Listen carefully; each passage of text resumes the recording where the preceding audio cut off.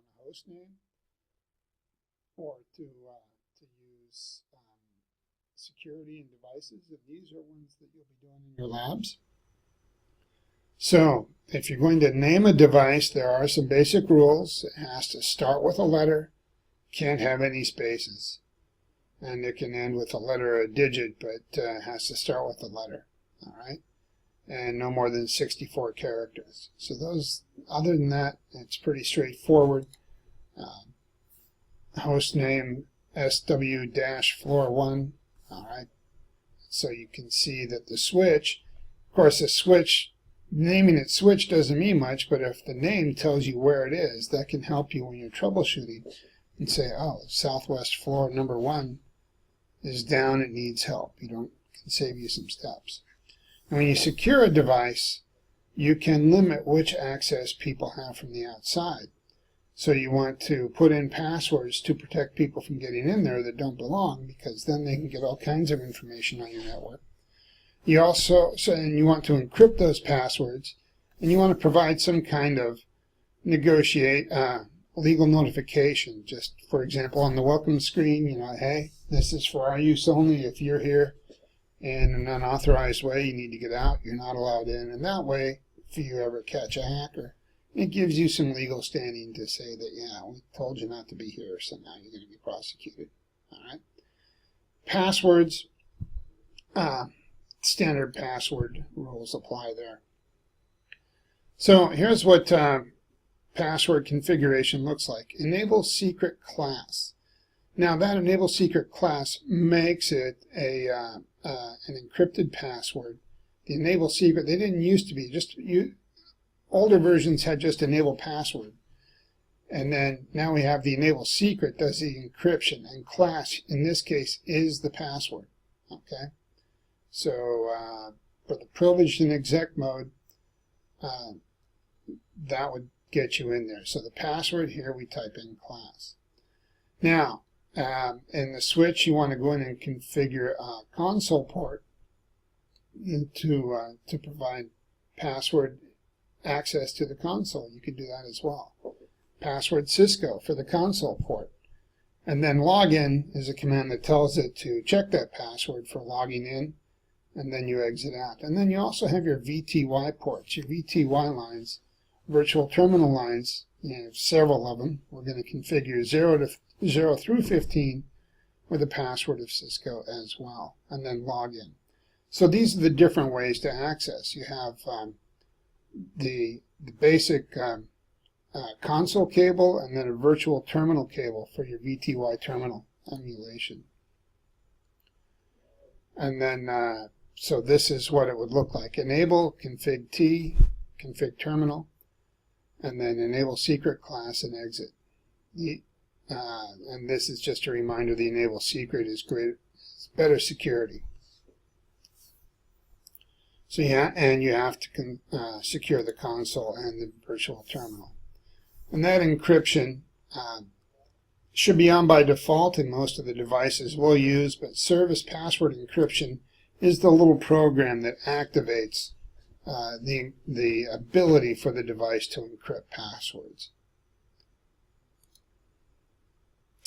And here's the banner message as well. I told you need a warning shot saying this is a secure system, authorized access only, or something to that effect. You can mark it with delimiting characters in the command. So you say banner, MOTD is the message of the day. That's how you can put it in.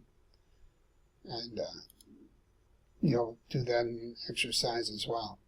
Now, when we talk about the memory and how to save it, when we save our configuration files, the configuration, just like a PC, it goes out and loads the operating system, and then you do whatever work you're going to do, and you save that file to a data file, and you save it somewhere to a hard drive. Well, in a switch or a router, we save it to non-volatile RAM, NVRAM.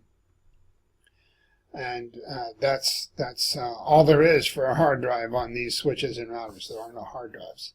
Just some memory that doesn't erase. So special NVRAM. And then you can pull it up again And actually, it doesn't go anywhere. It stays active. The running configuration is there, and any changes you make affect the running router. It's just a matter of do you want to save it by the copy, run, start. Copy, startup config, running config. When it comes up, copy whatever you saved and bring it into the running configuration, which is the opposite of putting it away. You can log your files and keep them. We have ways to do that as well. You'll see that in the folder, but in NetLab we have our own. Now the next step is to configure IP addresses. So on the PCs and other devices, we put in a static IP address in the labs, or you can do it dynamically. But you probably know how to put an IP address on your PC. If not, we'll get there. There are lots of different types of media. There's fiber, copper, wireless. All of these devices need IP configuration.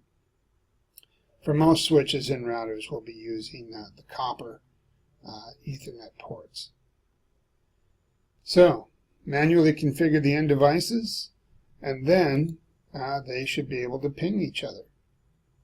DHCP automatically obtains it, but in the labs we'll be manually configuring. And then we use the one command that you may know but we'll use quite a bit. It's the ipconfig command right here. Ipconfig tells you what the IP configuration is on your device. So you have your link local address, your IPv4 address, and if IPv6 is enabled, it will have more going on there as well.